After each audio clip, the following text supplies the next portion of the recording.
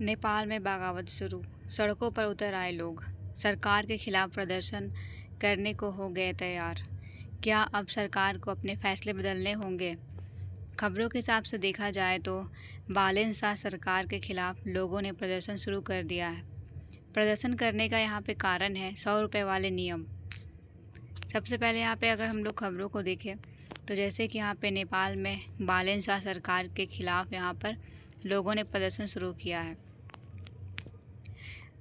प्रदर्शन को अगर शुरू करने के कारण देखें तो यहाँ पर सरकार ने 100 नेपाली रुपए से अधिक के सामान पर कस्टम ड्यूटी लगाने का नियम बनाया है।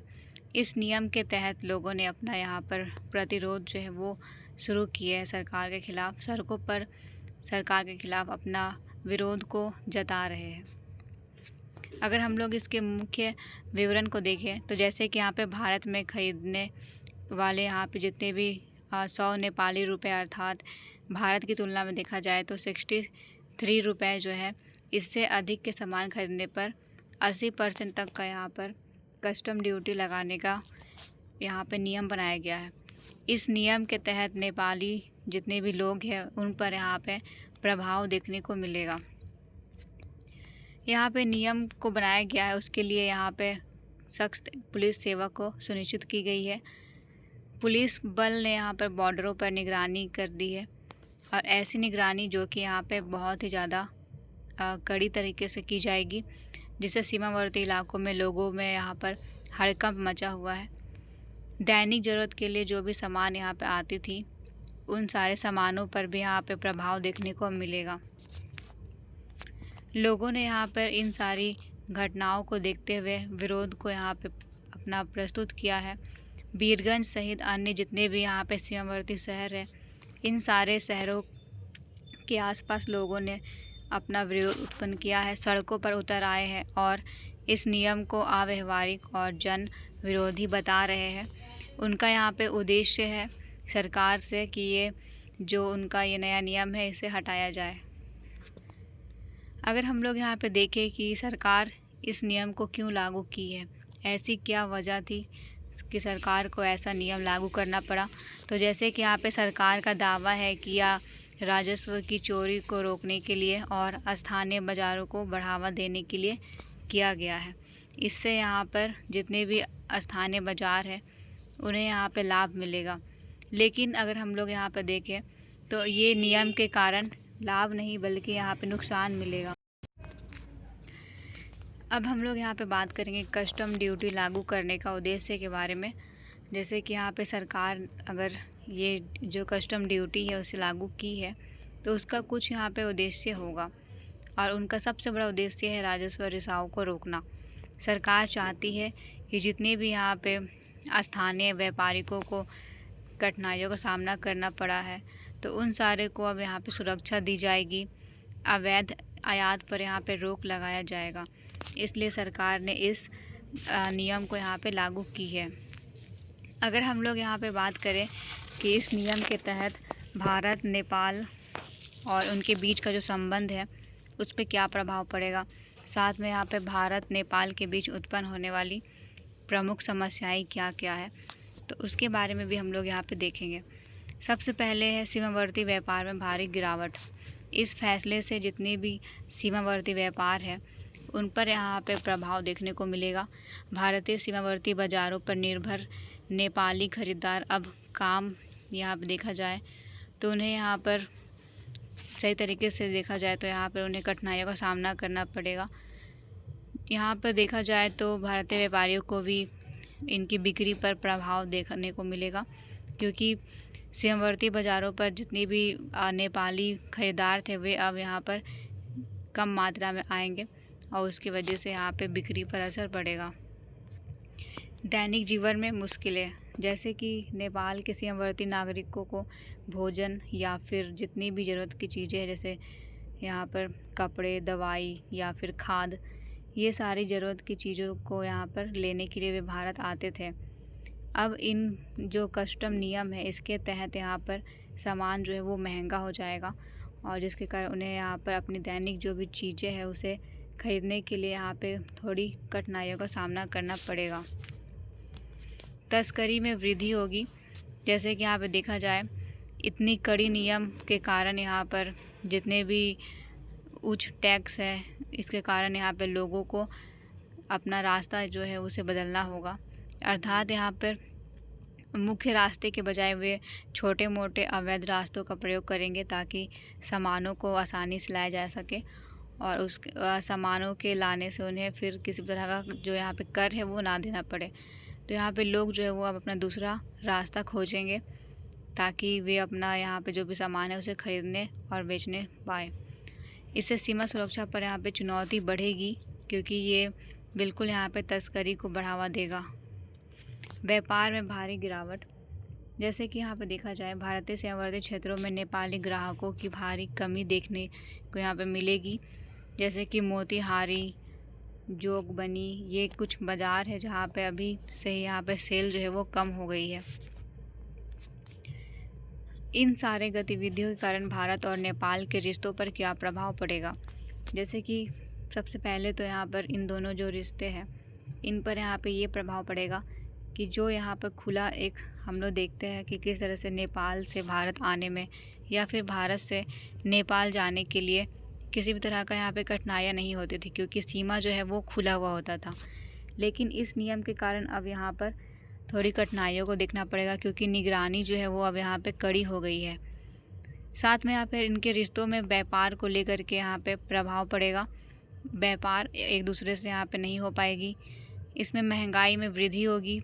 महंगाई में वृद्धि होने के कारण इन दोनों देशों के ऊपर यहाँ पे बहुत ज़्यादा प्रभाव पड़ेगा। वाहन आवाजाही पर रोक होगा, क्योंकि पहले जो था वाहन जो है वो आसानी से एक सीमा से दूसरी सीमा को पार कर लेती थी, लेकिन अब यहाँ पर भारत से नेपाल जाने या फिर नेपाल से भारत में आने वाली जितनी भी वाहन हैं उन पर भी कड़ी निगरानी की जाएगी और फिर उन पर रोक लगाया जा सकता है। रोटी बेटी रिश्ते में तनाव। अर्थात यहाँ पे कहने का ये अर्थ है कि भारत और नेपाल के बीच रिश्ते ख़राब होने से इनकी जो यहाँ पे आर्थिक गतिविधि है उस पर यहाँ पे प्रभाव देखने को मिलेगा, क्योंकि यहाँ पर बहुत ही ज़्यादा ये दोनों देशों के बीच में संबंध जो थे वो अच्छे थे, क्योंकि यहाँ पे लगभग जो है व्यापारी आसानी से इस पार से उस पार आवाजाही कर सकते थे। नई पीढ़ी के नेतृत्व में बदलाव देखने को मिलेगा, क्योंकि ये नियम एक ऐसा है जिसके तहत यहाँ पे महंगाई को पूरी तरीके से सरकार जो है वो अपने हाथों में ले ली है। वे चाहे तो 5% से लेकर के 80% तक का यहाँ पे कर जो है वो लगा सकते हैं। अब हम लोग बात करेंगे समस्याओं को नियंत्रित करने के उपाय। ऐसा क्या क्या उपाय है जिसे करने से शायद ये संभावना हो कि ये जो कठिनाइयाँ हैं उसमें थोड़ा सा यहाँ पे बदलाव देखने को मिले। तो यहाँ पे सबसे पहले आवश्यक वस्तुओं पर छूट। जैसे कि सरकार ने नियम निकाला है कि किस तरीके से यहाँ पर 5% से लेकर के 80% तक का यहाँ पे कर जो है वो वस्तुओं पर लगाया जाएगा। तो ये जो कर लगाया जाएगा वो लगाया जाएगा 100 नेपाली रुपए का यहाँ पे व्यापार करने से। तो यहाँ पे जितनी भी दैनिक जो ज़रूरत है, जैसे कि दूध, सब्जी, राशन, तो इन चीज़ों पर यहाँ पे करों में छूट दी जाए, ताकि जो भी दैनिक चीज़ें हैं उसे खरीदने के लिए लोगों को यहाँ पे भारी मात्रा में कर को ना देना पड़े। तो यहाँ पे समस्या यहाँ पे उत्पन्न हो रही है, क्योंकि दैनिक चीज़ों पर भी भारी मात्रा में यहाँ पे कर जो है वो लग रहा है। तो यहाँ पे इसे शुरू करना होगा। इसमें यहाँ ये हो सकता है कि दैनिक चीज़ों पर यहाँ पे अगर जो भी नियंत्रण सरकार का बना हुआ रहता है तो फिर लोगों को यहाँ पे लाभ मिल सकता है। यहाँ पे कुछ मात्रा में छूट देना पड़ेगा सरकार को। व्यापारियों और निवासियों से संवाद। जैसे कि यहाँ पर स्थानीय जो भी लोग हैं, स्थानीय प्रतिनिधि, व्यापारी, नेपाल भारत सीमा पर जितनी भी समिति है, तो इन सारे लोगों को बैठ करके यहाँ पे बातचीत करना होगा, संवाद करना होगा, कि ताकि वे अपने जो भी यहाँ पे समस्याएं हैं उसे सुलझा सके और यहाँ पे अपनी जो भी समझौते हैं उसे करें, ताकि उन्हें यहाँ पर भारी मात्रा में कठिनाइयों का सामना ना करना पड़े और आसानी से सामानों का आवाजाही भी हो सके। कस्टम प्रक्रियाओं का सरलीकरण। जैसे कि यहाँ पे 100 रुपये के छोटे सामान के लिए भी चेकिंग और कागजी कार्रवाई हो रही है, तो इसे यहाँ पर आसान बनाया जाए, ताकि 100 रुपये से कम के सामान खरीदने पर लोगों को कठिनाइयों का सामना ना करना पड़े। नियम के क्रियान्वयन के लिए लचीलापन। कड़ाई से यहाँ पे सख्ती के बजाय सरकार को यहाँ पर शुरुआती चरण में चेतावनी या फिर समझाने के लिए यहाँ पर कुछ ऐसे तरीक़ों का उपयोग करना होगा जिससे लोगों को यहाँ पर शुरू में आर्थिक गतिविधियों में ज़्यादा कठिनाइयों को ना झेलना पड़े। जैसे कि यहाँ पे सरकार जो है वो शुरू में चेतावनी दे सकती है कि यहाँ पर अगर व्यापार करना है तो फिर सही तरीके से करे, तस्करी ना किया जाए सामानों का, क्योंकि सरकार चाहती है कि दोनों देशों के बीच में जितना यहाँ पे इन दिनों बहुत ही ज़्यादा तस्करी हो रहा है और साथ में यहाँ पे अवैध रूप से व्यापार हो रहा है, तो उस पर यहाँ पे सरकार रोक लगाना चाहती है। तो इसे यहाँ पे चेतावनी के तौर पर अगर इस नियम को लागू करती है तो उससे फिर स्थानीय लोगों पर यहाँ पे प्रभाव देखने को नहीं मिलेगा। लेकिन यहाँ पे अगर इस नियम को कड़ाई से लागू करती है तो फिर यहाँ पे प्रभाव सीधे और सीधे यहाँ पे स्थानीय लोगों को ही देखने को मिलेगा, क्योंकि स्थानीय लोग लगभग गरीब होते हैं और उनके पास उतना आमदनी नहीं है कि वे अपने जो भी यहाँ पर सामान है उसे उच्च दामों पर खरीद सके और अपना गुजारा कर सके। राहत पैकेज या फिर सीमा तय करना, जैसे कि यह स्पष्ट किया जाए कि यह नियम जो है वो बड़े व्यापारियों के लिए है, ना कि स्थानीय लोगों के लिए। सरकार यहाँ पे चाहती है कि वे लोगों का यहाँ पे जो भी बढ़ता हुआ जो भी यहाँ पे पैसा है या फिर अवैध पैसा है या फिर अवैध जो भी बिजनेस है उस पर रोक लगाना और राजस्व को यहाँ पे सही तरीके से ठीक करना। तो यहाँ पे सरकार को ये नियम निकालना होगा कि ये जो भी गतिविधि हो रही है ये बड़े व्यापारियों के कारण हो रही है, तो बड़े व्यापारियों के लिए ये नियम को लागू करना होगा और छोटे व्यापारियों को यहाँ पर इस रोक ये जो यहाँ पे गतिविधि है इससे यहाँ पे छुटकारा देना होगा। अब हम लोग यहाँ पे बात करेंगे कुछ ऐसे घटनाओं के बारे में और ऐसे सरकारों के बारे में जिनके वजह से नेपाल में बहुत सारे ऐसे समस्याएं उत्पन्न हुए हैं। यहाँ पे ये कुछ ऐसे सरकार के नाम हैं जो कि नेपाल में यहाँ पे लगभग जो है 2008 से स्टार्ट हुआ था, लेकिन यहाँ पे आंकड़ों के हिसाब से 2018 से दर्शाया गया है। 2018 में यहाँ पे केपी शर्मा ओली जो थे उनके शासनकाल में देखा जाए तो यहाँ पे 2018 से 2021 तक में नेपाल में अस्थिरता छाई हुई थी। उसके बाद शेर बहादुर देउबा जो थे ये लगभग जो है 2021 से 2022 तक नेपाल के सरकार बने हुए थे और उनके बीच में भी उन्हें वहाँ पर लोगों के बीच में देखा गया कि लोग उस समय भी प्रतिरोध जो है वो कर रहे थे। फिर पुष्प कमल दहल, इनके यहाँ पे कारण देखा जाए तो ये भी जो है यहाँ पर प्रभावित है, क्योंकि इनके समय में भी कुछ ऐसी गतिविधियाँ हुई थी जिसके वजह से सरकार का यहाँ पर विरोध किया जा रहा था। 2022 से 2024 तक इनका कार्यकाल था। केपी शर्मा ओली यहाँ पे फिर से आते हैं 2024 से लेकर के 2025 में, और फिर यहाँ पर फिर से यहाँ पे उनके लिए देखा जाए तो उनके सरकार का जब कार्यकाल था तो उस दौरान फिर से लोगों में यहाँ पे प्रतिरोध जो है वो उत्पन्न हुई थी। फिर उसके बाद यहाँ पे सुशीला कार्की आए थे 2025 से लेकर के 2026 में, और फिर अभी वर्तमान में बालेर शाह आए हैं।